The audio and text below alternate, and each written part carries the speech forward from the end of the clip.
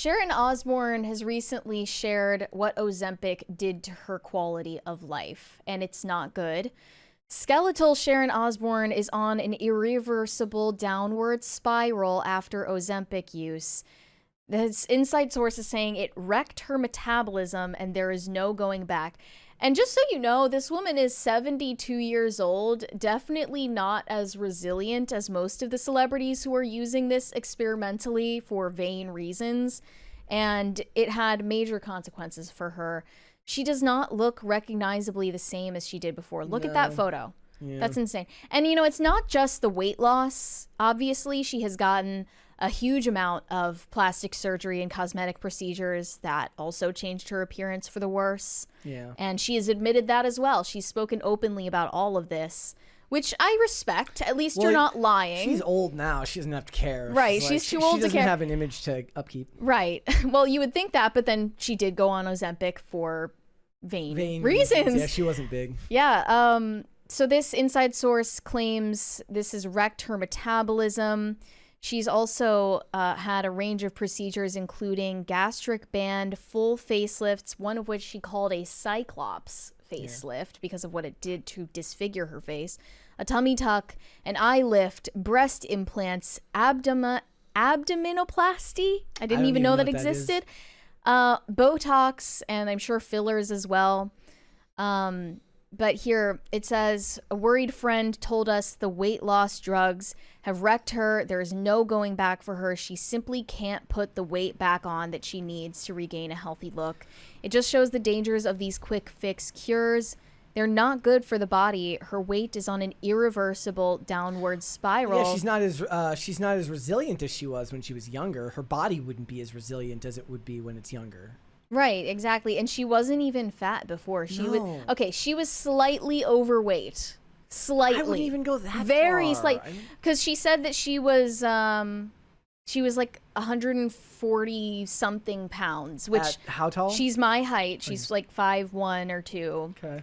And that is technically overweight, but like by a hair. And you can easily lose that naturally, but this was a new wonder drug on the market back in 2022, and I still credit us with being some of the first people who ever talked about it. Yep. And she started it in December 2022. She realized that she was losing weight so fast it was almost going to threaten her life, because she got down to like 97 pounds really, really quickly. But then she assumed once she stopped the drug that, you know, the weight would come back, and it didn't. That's scary. Like, it's just like this permanently for her, it seems. Yeah, that's very scary. That's been the result. So she told herself she needed to stop losing weight after taking the drug. She started it, and she was 142 pounds at the beginning. For the first 2 or 3 weeks, I felt very nauseous. The nausea went away, but once you're on it, you don't feel hungry and you don't eat. It's not talked about, but you can get a blockage in your bowel. I haven't been on it for 3 or 4 months. My weight has stabilized. I went down to 97 pounds and it was like, oh no, I needed to put some weight back on, which I have, but obviously not to the extent that she needs to. And obviously these are all side effects that are already publicly known, but that's not what's being sold to them, especially if you're getting this like off-label. The thing that I feel bad most for women in this situation is like there is no like age, like there's no age cutoff there where suddenly you're immune to this type of vanity. Definitely, she's in her 70s, right? Like you'd think that she was at when she's had her kids, she's had her family, a long flourishing career. And you'd think that at that point you'd be more focused on strong quality of life rather than being 2 pounds overweight. But there's no immunity to that type of, I guess it's not narcissism as much as it is self-consciousness.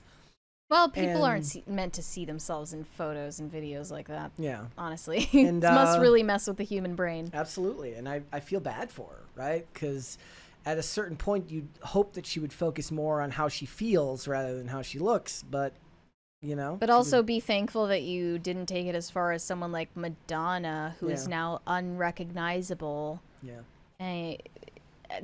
is the worst example I think that exists in Hollywood of someone who took just plastic surgery, injections, cosmetic procedures of all kinds way too far. Like, she is the worst example of it, and I hope for everyone else's sake that that's like a cautionary tale.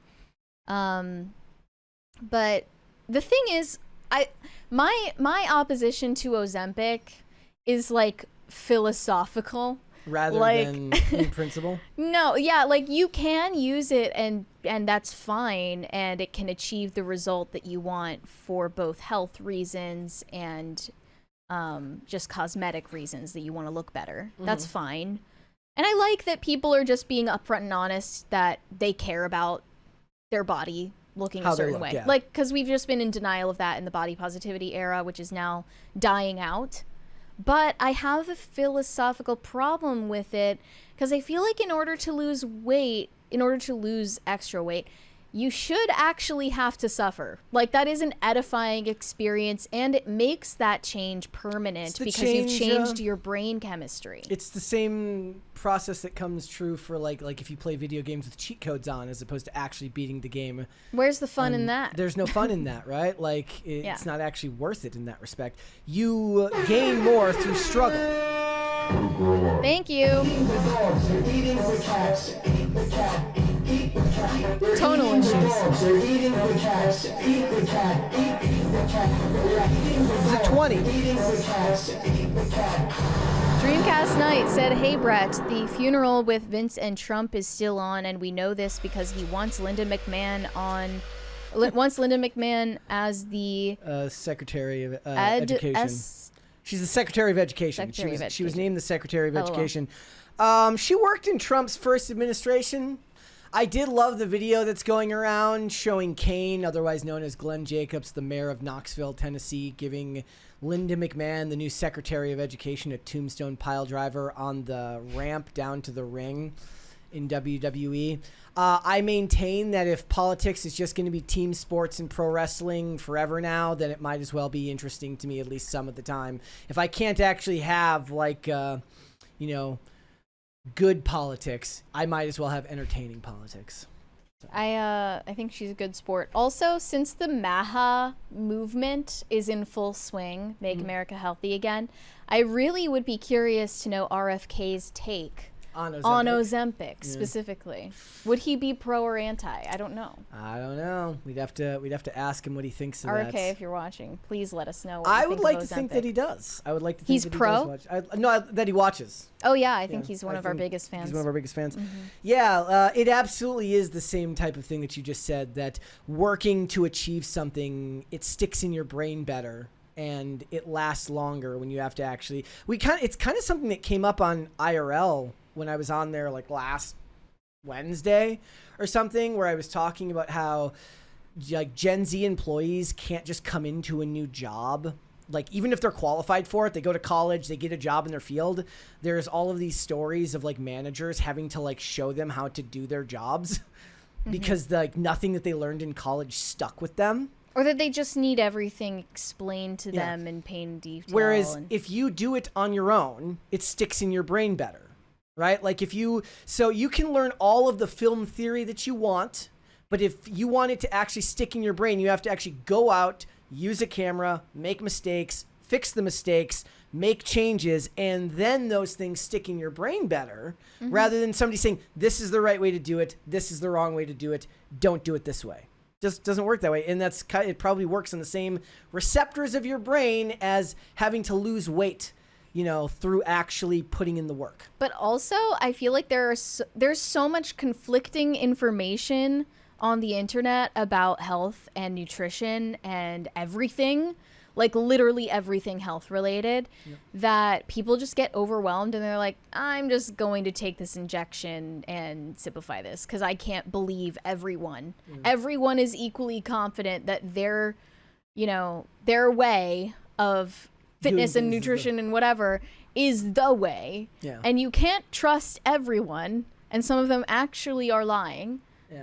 And I don't think it's surprising people are just taking the easy way out. It's also a recipe to harm your sense of self-image, because if you lose weight through diet and exercise and you actually physically make yourself go out, get exercise to feel better, you will then correlate getting exercise with feeling better, which makes the exercise easier to do. True. Right? So that's like a big part of it for me is like at 38 years old, skating for me is more about the physical activity than it is about the sport itself for me. I feel infinitely better after going out after work and skating for an hour, not because, putting your body through rigorous activity is good for you, but just because mentally it gets your endorphins rushing and everything's moving, and you just feel better when you're done.